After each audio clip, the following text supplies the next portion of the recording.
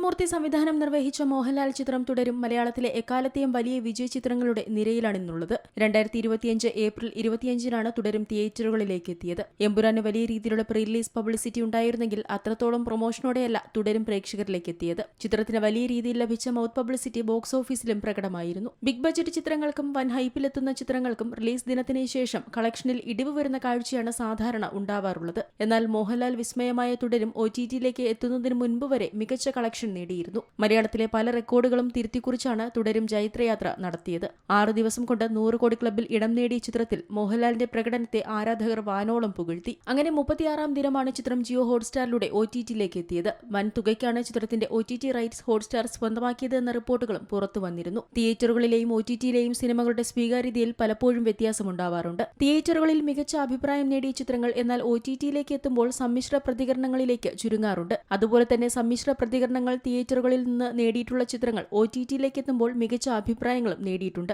എന്നാൽ തുടരുമെന്ന ചിത്രത്തിന്റെ കാര്യത്തിൽ OTT-യിൽ മികച്ച അഭിപ്രായങ്ങളാണ് ലഭിക്കുന്നത്. തമിഴ്, തെലുങ്ക് പ്രേക്ഷകരിൽ നിന്നടക്കം സിനിമയ്ക്ക് മികച്ച അഭിപ്രായമാണ് ലഭിക്കുന്നത്. മോഹൻലാൽ ഞെട്ടിച്ചെന്നും മലയാള സിനിമ വീണ്ടും അത്ഭുതപ്പെടുത്തുകയാണെന്നുമാണ് കമന്റുകൾ. റിലീസ് ചെയ്ത ആഴ്ചകൾ കഴിയുമ്പോൾ കേരളത്തിൽ നിന്ന് മാത്രം ചിത്രം 115 കോടിയിലേറെ നേടിയിരുന്നു. ആഗോള ബോക്സ് ഓഫീസിൽ നിന്നാകട്ടെ 232 കോടിയിലേറെ ഗ്രോസ് കളക്ഷനും തുടരും സ്വന്തമാക്കിയിട്ടുണ്ട്. കേരള ബോക്സ് ഓഫീസിൽ നിന്ന് 50 കോടി ഷെയർ കളക്ഷൻ നേടിയെന്ന റെക്കോർഡും തുടരും നേടി. കേരളത്തിൽ നിന്ന് ആദ്യമായാണ് ഒരു ചിത്രം 50 കോടി ഷെയർ നേടുന്നത്. വില്ലനെ അവതരിപ്പിച്ച പ്രകാശ് വർമ്മയുടെ പ്രകടനം ഞെട്ടിച്ചെന്നും തമിഴിൽ പോലും ഇത്തരമൊരു വില്ലനെ കണ്ടിട്ട് കുറെ കാലമായി എന്നും അഭിപ്രായങ്ങളുണ്ട്. ചിത്രത്തിലെ ആക്ഷൻ സീനുകൾക്കും മോഹൻലാൽ ശോഭന റൊമാന്റിക് സീനുകൾക്കും കയ്യടി ലഭിക്കുന്നുണ്ട്. ദൃശ്യം പോലെ അത്ഭുതപ്പെടുത്തിയ സിനിമയാണ് തുടരുമെന്നും സിനിമ കണ്ടവർ സോഷ്യൽ മീഡിയയിൽ കുറിക്കുന്നു. മലയാളത്തിന് പുറമെ തമിഴ്, തെലുങ്ക്, കന്നഡ, ഹിന്ദി ഭാഷകളിലും സിനിമ ലഭ്യമാണ്. ഷൺമുഖൻ എന്ന ടാക്സി ഡ്രൈവറായാണ് മോഹൻലാൽ ചിത്രത്തിൽ വേഷമിട്ടിരിക്കുന്നത്. ലളിത എന്ന വീട്ടമ്മയായി ശോഭന എത്തിയപ്പോൾ താരത്തിന്റെ പ്രകടനവും മികച്ച അഭിപ്രായങ്ങളാണ് നേടിയത്. 15 വർഷത്തിന് ശേഷം മോഹൻലാലും ശോഭനയും ഒരുമിച്ചെത്തുന്നു എന്ന പ്രത്യേകതയും ചിത്രത്തിനുണ്ട്. ഫർഹാൻ ഫാസിൽ, മണിയൻ പിള്ള രാജു, ബിനു പപ്പു, ഇർഷാദ് അലി,